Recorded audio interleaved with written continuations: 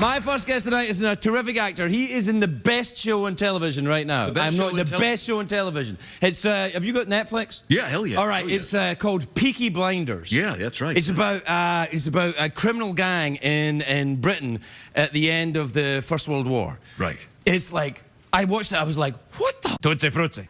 Yeah. This is like a. That's how they speak in Peaky Blinders. What the hell, man? I thought I'd try and sneak it in. Yeah, it didn't work. Anyway, Peaky Blinders seasons 1 and 2 are on Netflix. Take a look at this. That is a great show. Yeah. Cillian Murphy, everybody. Cillian Murphy.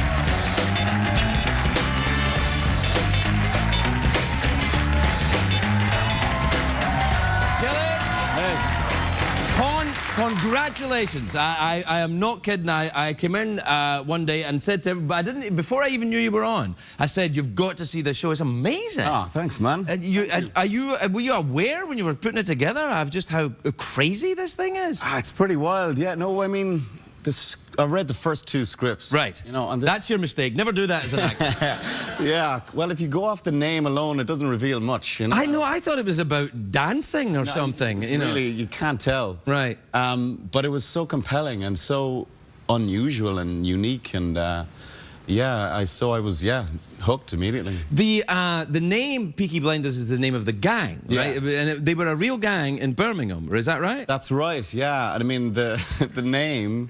Kind of the clue is in the title, I guess, but they had these, you know, the peaked cap, which is like the uniform of the working class in Britain and Ireland, and so they used to sew razor blades into the peak of the cap, and that so that they could take your because they used to do that in Glasgow in the razor gangs. They would sew them into the lapel, so when you grabbed somebody, you'd lose your fingers. It's not pleasant. No, it's not, and that's why I moved into comedy.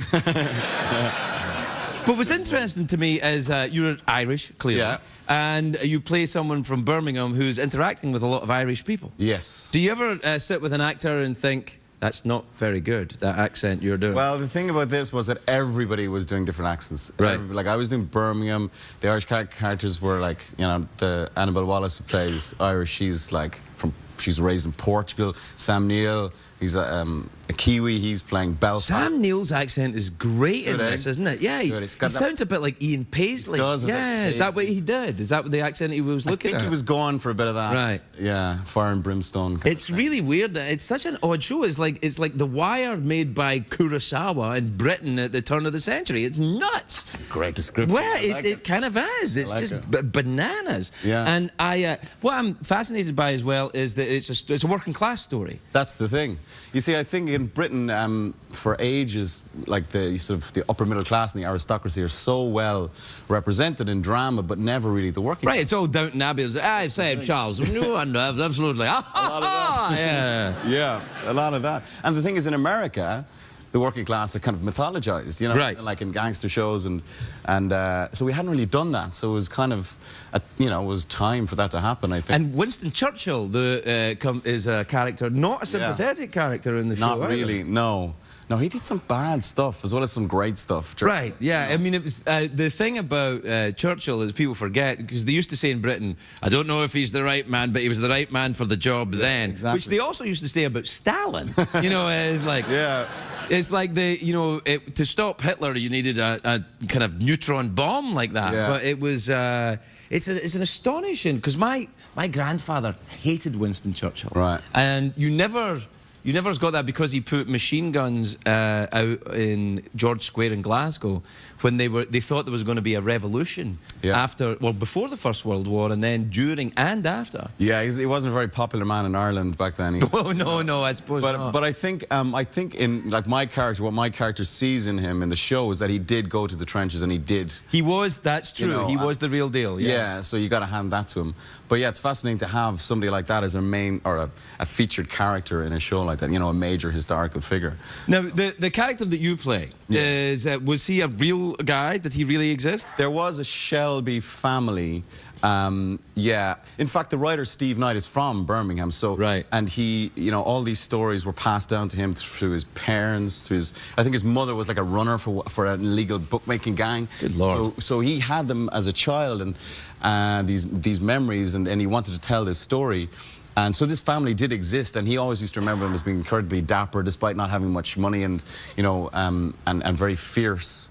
And then he just, I suppose, expanded that and created. And goes into his own roman à clef. Yes. Like, what about the horse riding? You do some. Is that you riding that horse? That is. It's not, is it? No. No. It is. It's a real horse. You see that? Yeah. Yeah. They do it right. Yeah. He's a real horse, and he was. Yeah, I had to do bareback. Right. I saw it in the very first scene of the first episode when you ride it, because my wife is big on horses. Oh, right. And she's watching and she's going, oh, he's good. He can actually do it. And well, it's like, oh, so we get to watch it then? Well, it's that classic actor thing of, you know, do you fence? Do you ride horses? Do you drive a car? Yes, of course I do. But you don't, you know, I can't do any of those things. Can you drive a car? I have recently learned how to drive a car. Is that true? Yeah. But it's because you live in London? Yeah. Yeah, see, I lived in London. There's no need to have a car in London. It's a waste of time. It's just a way to get parking tickets. It kind of is, yeah. Whereabouts in London do you live? General kind of... I live in Queen's Park. Do you know? I used to live in Hartland Road. Really? Yes! Oh, just next to the subway station, well, or the London Underground. That is mad. I used to go to the discount chicken place right on the corner. It's now Mr. Fish. Oh, well, there you are. I could, although, and I'm now a vegan, so well, I can't, Do you ever do that? Do you ever do the vegans? No, I'm not. I can't. I was vegetarian for like 12 years. What happened? Bacon sandwich? No, it wasn't the bacon sandwich. It was, I went venison. Venison? Yeah. You flash bastard. I know. And I felt amazing afterwards. What, you ate Bambi?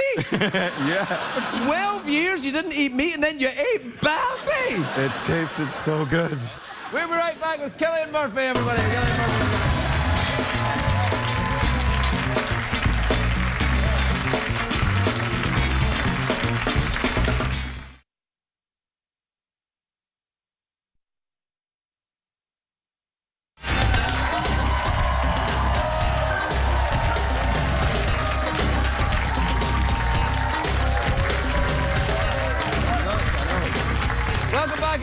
I'm here with Cillian Murphy, and we were talking about the Peaky Blinders, which is the best show on television, with the exception of all the great shows on CBS. But you still live in London. I do, yeah. And do you make the show in London, or do you make it in Birmingham? No, we don't make it in Birmingham, because the Birmingham of that period was just doesn't exist anymore. It was bombed out of existence in the war, yeah. I suppose planning as well. Right. Raise a lot of it to the ground. So we shoot it in Manchester and Liverpool. Right. Because the accent, the Birmingham accent, is actually very hard. Yeah. It's one of those ones that people, if they get it slightly wrong, they go into Pakistani. Yeah. Or South African. Or South African is like, hello, I'm from Birmingham. How are you doing?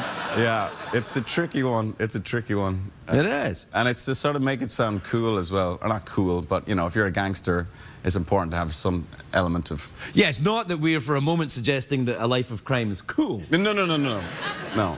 Although we don't make movies about people who just live normal, happy lives. This is it. Do you ever read a script and go, nah, this guy's too much of a bastard, I can't do it? Yes, yeah.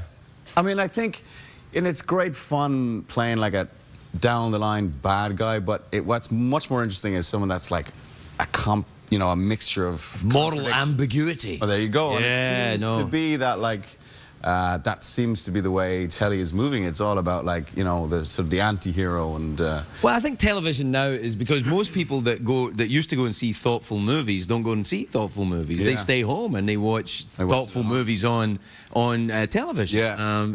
So it's kind of an interesting thing. So movies now are like, you know, shoot 'em up, rock and sock 'em, you know, or kids movies, which is fine. Yeah.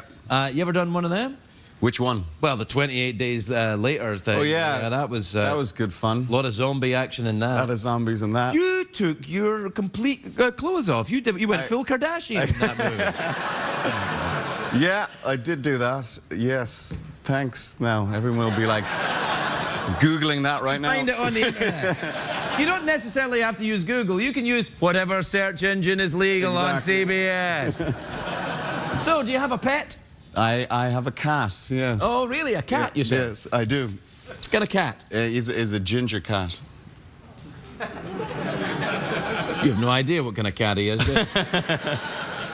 So you have a cat, and you live in London, and you have children? I do. How many? I have 2 boys. Well, that's enough. Yeah, it is. I have 2 boys, too. Do you? How old? 13 and 3. Oh, wow. This is... Yeah, Scottish people ejaculate once every 10 years. It's like, you know these big orchids in the jungle that once every 10 years just like that? And whoever's around gets pregnant. And that's... I thought it was the same with the Irish. It can be, I think. Yeah, I got lucky, I guess. Yeah. What age are your kids? They're 9 and 7, so... So you got right back to work. Yeah. Yeah, it took 2 years, but I did it. So, yeah, no, good for you. And that's it, no more. So your boys go to school there. Are they going to be actors, you think? I don't know. I don't know. Would you like them to be actors? I don't think you can really stop it, can you? No, you can't. Is the thing. I mean, yeah, as long as they're not goths, I don't mind. Not what? Goths. Goths? As in G-O-T-H-S. Oh, goths? Yeah. Yeah. We don't do THs very well in Ireland. No. No. Yeah. And I've been here so long that I didn't understand a word of what you said. Yeah. What part of Ireland are you from? Cork. Ah, that's down the bottom. Yeah, down I know south. where it is. Yeah. Yeah. My family are from Donegal. Oh, really? Yeah. Beautiful there. Yeah, no, I think so, yeah. I've never been to Cork, except the airport. Haven't you? Yeah. It's second county in Ireland. It's very beautiful. There you are. Yeah, it's kind of like Birmingham, you know, the second city syndrome. But it's beautiful. Do you do theatre in that very swanky theatre in Dublin? What's it called? The which one? There's that very famous theatre in Dublin. The Gaiety. Yeah, why not? The Abbey. The Abbey is what I'm thinking. The Abbey, the National Theatre. Yeah. No, I've never worked in the Abbey actually. But you do a lot of theatre. I do a lot of theatre, yeah, but I've never worked in the Abbey. Do you do the Shakespeare? I have never done Shakespeare. See, it's about time, son. Do you think? It's about time. It's a high diddly-dee Hamlet. I don't know. I kind of a bit of a... I never trained, so I'd be a little, like, anxious about the whole Shakespeare thing. Well, I think that sometimes, though, if you look at Shakespeare... I mean, I was just thinking about the show you've done. Yeah. Right? And if you look at that Peaky Blinders show, and season 3 has just been announced, right? That's right. Right, so congratulations on that. That's great. But the Thank you. You know, I was kind of like... You guys are like, oh, all right. We haven't seen it yet, so we don't know if we're happy about it. But I think that a naturalized approach to stories which have been told more than once is a very good idea. Yeah, that's true. And when you look at that period in history, with what's the name of the director, the guy who put it together? Otto Bathurst. Yeah, he's a bit of a star. He's very good. He's very talented, and he directed the first 3. And then Tom Harper directed the second 3. And then That's Colin just McCarthy. the same 2 guys over and over again? No, Colin McCarthy did the second season, second block. All right, I haven't seen the second season yet. Yeah, it's good. It gets darker. It gets kind of wild. Gets darker? Yeah, man. Yeah, it gets kind of, yeah, if that's... Wow, that's kind of like the Coen brothers get a little weird later on. Yeah, I know. I shall look forward to it. I really am taken with it. I think it's the most exciting piece of television I've seen in years. Oh, you're very good. And you are spectacular in it. Thank you. Anybody who knows anything about this show knows I don't do the crikey with actors, but you are really good. Well, I appreciate it. It was awesome. Cillian Murphy, everybody. We'll be right back.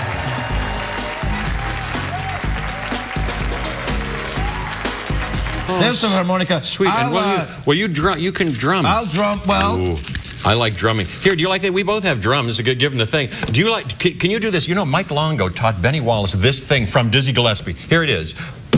Wait. Listen to it. It's. Well, what are you doing? Wait a minute. I'm D. It goes like this. Now listen. Now watch it.